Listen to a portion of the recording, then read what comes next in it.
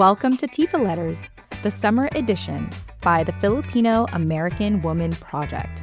I'm your host, Jen Amos, here to read aloud letters inspired by real conversations with you. It all begins with one line. If I could say one thing.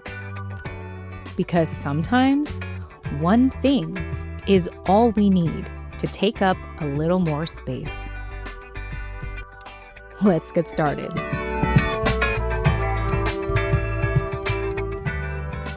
My dear darling Ren, if I could say one thing, it's this. It was and always will be you and I against the world. Oh, Ren, when will I hear from you again? I haven't heard from you in a while. I know it's because you're so busy doing so many amazing things out there in the world. From day one, I've always known that you had a brilliant mind. I knew you were going to do great things. So when you get a chance, remember to check my text messages, my voice messages, and don't forget to check my private messages or, as you kids say, DMs on social media. I forgot which one you considered is the one for grandparents or parents like me, but I made sure to message you in all of them. I see you posting and I like all your stuff, so I know you know I'm around, and when you get a chance, please message me. You know I'm here. I'll always be here. And until then, you won't miss a beat on my end. When you get a chance, you'll see all of my life updates as well. So don't worry about me. I just want to hear from you. I want to hear how you're doing, my dear Ren. Speaking of which, I listened to your letter, the one that was released on this podcast a couple of weeks ago. And I thought you should know that I even went to the link in the app to go to the website to read the transcript of your letter and everything that you had to say, everything that you expressed and everything that you put out there. And wow, Ren, my first thought was, goodness, look at my daughter. Hear this woman. She's amazing. She's brilliant. She's fearless. She's wise beyond her years. Who is this woman? And how am I her mother? I had to share your letter with our entire family and also to my boyfriend because he has to know who you are if he's going to be with me. I'm so proud of you, Ren. Just look at the world looking at my daughter. I'm so proud of how far we've come and where we are today. And I'm just so proud to have been part of every step of your journey. Because as you know, our relationship is nothing like what I had with your grandma, your Lola Leah. Your Lola came to America with nothing but me in her womb. She was young. She was a teenager. And our family didn't approve of your grandfather.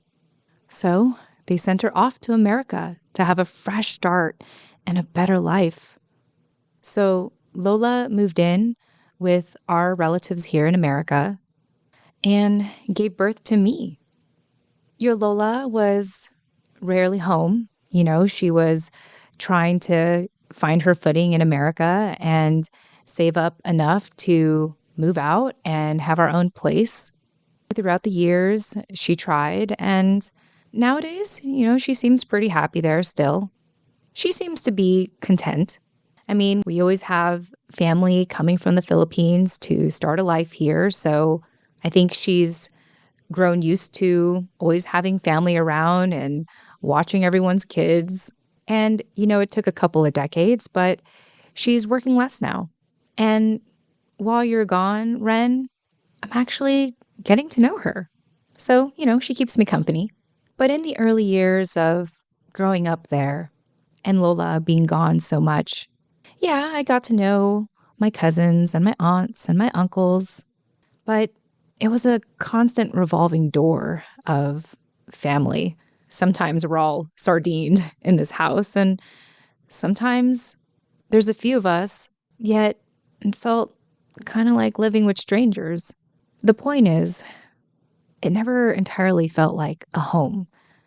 And your Lola just, gave me this impression that she never really wanted to be there. But I know that family babysitting me for free obviously was a positive trade off. I know now that your Lola did her best to provide for us, but it was never enough to leave our relatives home. And as I got older, I had more expenses. I started to feel like a burden. And I never really had anyone at home to latch on to have like a best friend. So as I got older, I insisted on sleepovers at friends' houses or staying a little extra at school to study or do some extracurricular, just anything to be out of the house and find some connection out there. With the revolving door of family members coming from the Philippines, no one really noticed if I was going out. I even started to test how long I can stay out. My friends would say, Maria, you're so lucky. You get to be out as late as you want. Our parents would be so mad at us. Honestly, I kind of wish I had someone that would get mad at me. And sometimes they did. Sometimes it seemed like the only way to get my family's attention is to make them angry. But it was only temporary because, with the busyness of the home and your Lola working and new family drama coming up left and right, because again, full house here. After a while, I just started to pick up the patterns. I'd get reprimanded, I kind of waited out, and eventually, I'd always find the perfect time to slip out of the house. High school came, and I started to make new friends that had older siblings, that had cars, and would pick them up from school. And after a while, instead of just walking home from school, my friends would let me tag along and hop in their older siblings' car and drop me off. Coolest thing ever. I want to drive one day. I can't wait to drive. I was so fascinated by my friends' older siblings to the point that I started hanging out with them more than my own friends. Because with them, they just unlocked a whole new world for me. It wasn't just staying out late at someone's place or in the neighborhood anymore. They can drive me to places. Your Lola was working more than ever. She was really, really hopeful. We were at the cusp of potentially finding an apartment where we could move out of our relatives and finally have a place of our own. So she was working more than ever. And, the home was what it was. Just a continual revolving door of family members coming from the Philippines to start a whole new life here. So I just think after a while, my family knew that I was eventually going to come home and they stopped getting angry at me. I felt free. Yeah, I'm at home to sleep and study and eat. But now that I had friends with cars, oh my goodness. And that, Ren, that is when I met your father. Oh, what a handsome man. He wasn't really tall, but he was taller than me. And whenever I look into your eyes, Ren, I see his eyes. When I see your jawline, I see his. You remind me so much of your father. But his looks weren't everything, okay? He had his own car. He was working a part-time job, so he was like paying for his own gas and food. And he was a freshman at a community college. I couldn't believe it. He noticed me. Of all the people, he noticed me, a freshman in high school. He was edgy, mysterious, charming.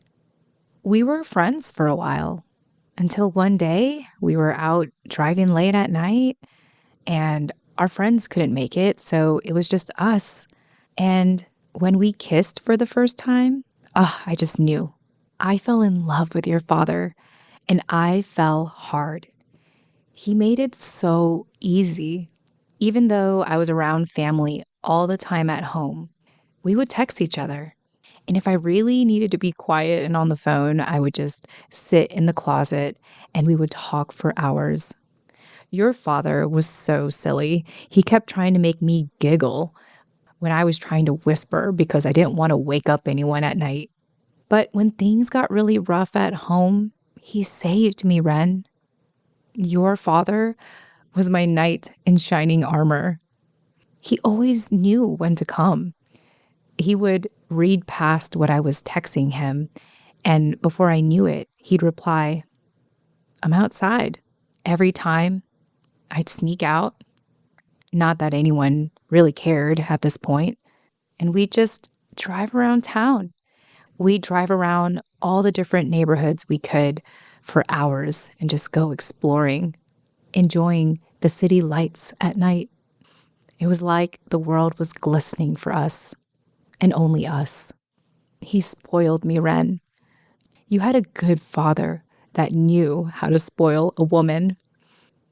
We said, "I love you" to each other almost as quickly as when we had our first kiss. We had big dreams. In fact, your father said that he might be moving up in management at his part-time job. I could see our future. I knew that I was going to marry this man and he was going to take me away from this home. I wanted to have his child. And I did. I had you, Ren.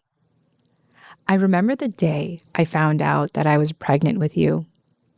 I didn't know it, but I was feeling more fatigued than ever, which was unusual because having become a night owl with your father, I remember when he bought us fast food, as he often did around 1 a.m. when we're realizing how late it is and the fast food restaurants were about to close. And I didn't mean to do this, but that last meal that he bought us, oh my goodness, I could not stomach it. I threw up. I thought I was sick. I thought I had food poisoning.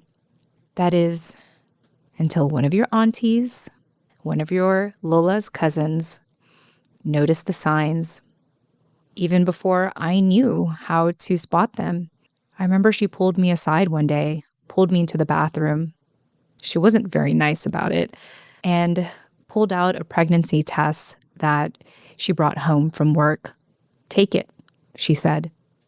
Even though she was mad at me, in a weird way, I thought, oh, now she notices me. A couple of minutes go by after I take the test, and we knew. Another teenage pregnancy. Like mother, like daughter. You should have saw the look on your auntie's face, Ren. I, on the other hand, I didn't care.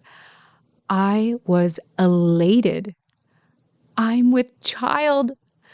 I'm carrying the child of my one true love. All of our dreams can finally come true. He's going to be so happy to hear about you.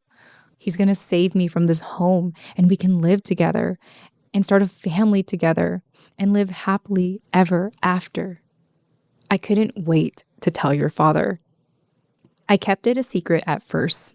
The next time that he picked me up late at night, when no one noticed me sneak out of the house, we did our usual, drove around town, talked for hours, eventually got fast food. And when we finally had the chance to pull over and enjoy our food, he needed to run to the bathroom real quick. So I took that as my chance to put the pregnancy test in his bag, kind of like a toy that you would get when you order fast food.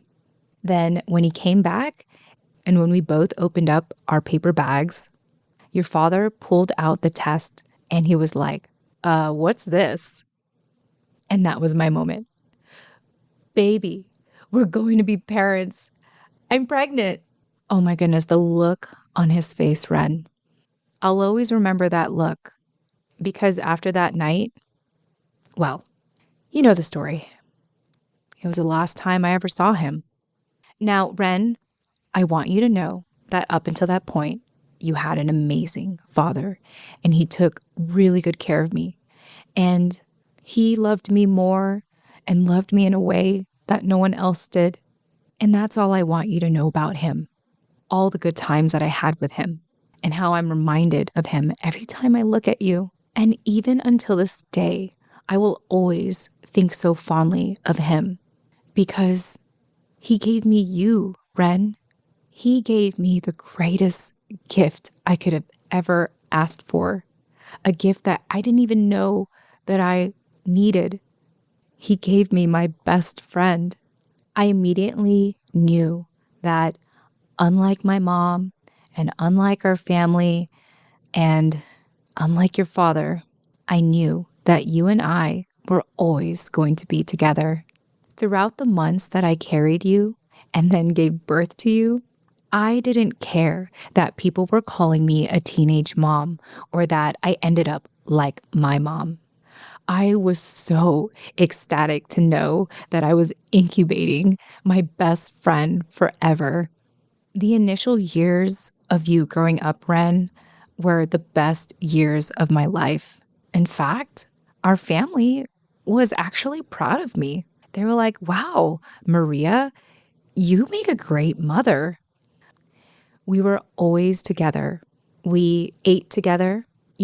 While you were breastfeeding, I was also eating. We shared the same bed together. We played together. We did everything together. Our family was quite impressed, even your Lola.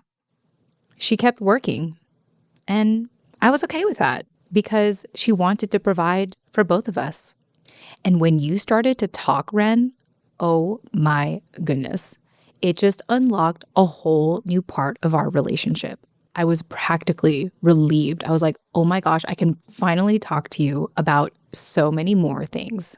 And as you started to understand more and more, oh, it was the best thing ever. We were able to confide in each other, share secrets with each other, gossip about our family with each other.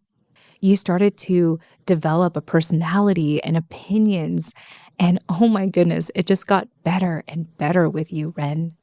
My favorite part was when you would call me Mama Maria, because, we both loved that one movie. I was happy to be your Mama Maria. Together, we had everything we needed. There was just one more thing that I wanted for us, and I wanted it so badly, especially after Lola Leah passed away. May she rest in power. Ren, I've always wanted you to have a father figure. I loved you so much that I wanted that for you. I wanted that for us. I wanted us to be not just a dynamic duo, but a dynamic trio. And I wanted us to get out of this house once and for all. Without Lola Leah's support, it was nearly impossible. So for us, I dated, especially when you were able to start walking yourself to school and you started to have friends. All the times that I knew you were going to be preoccupied because I love spending every moment with you, I would use that time like it was my day job to find a father figure for you, to find that third person for us. Every time it meant so much to me that I could confide in you whenever my heart got broken over and over and over again.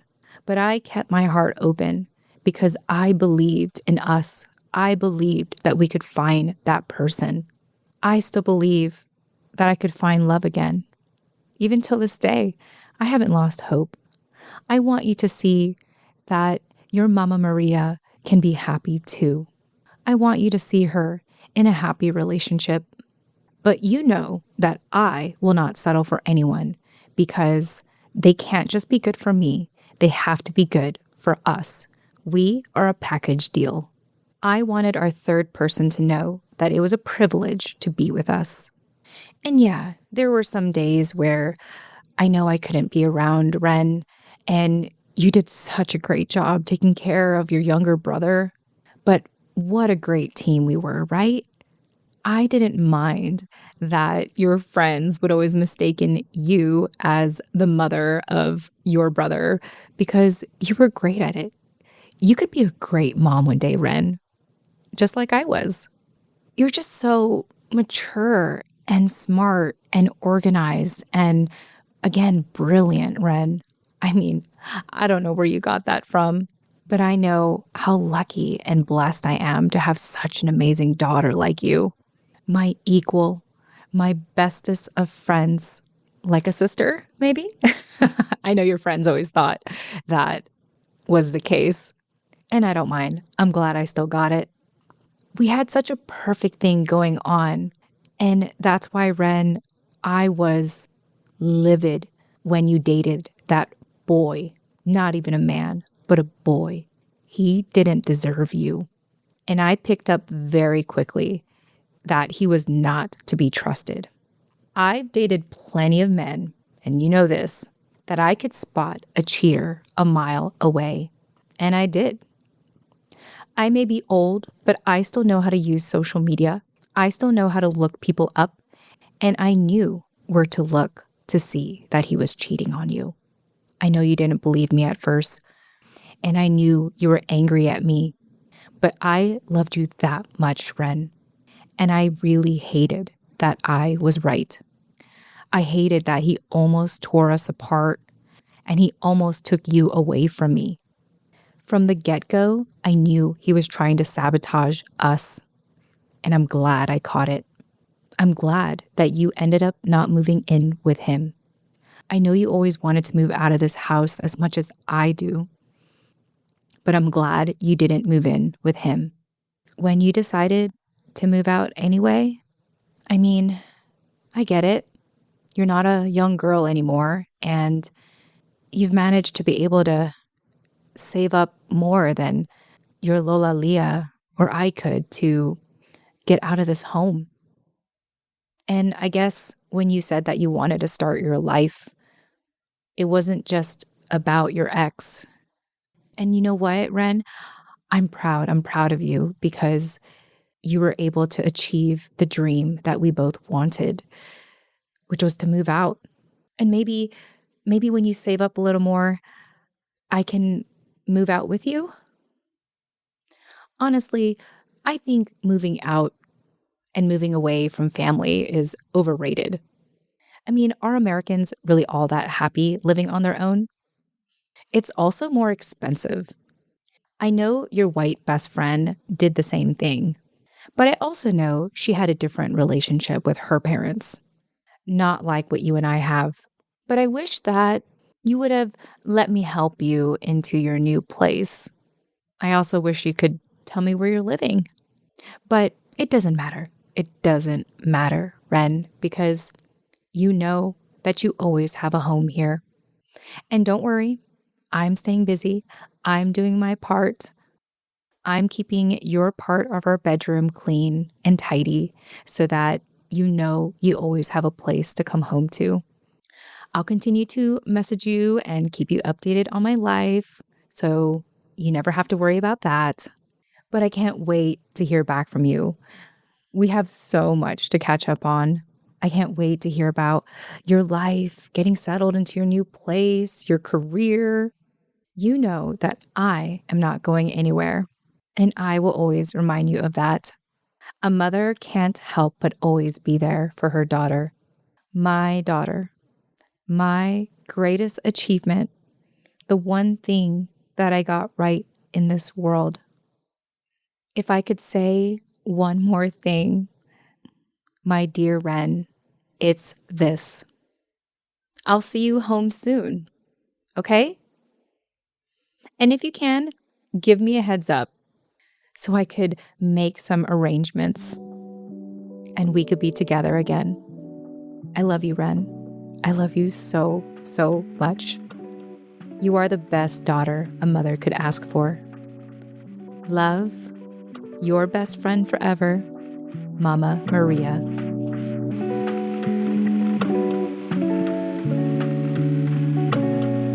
If you could reflect on one thing, it's this. Who do you love without question and can't wait to welcome them back home, no matter how long it's been?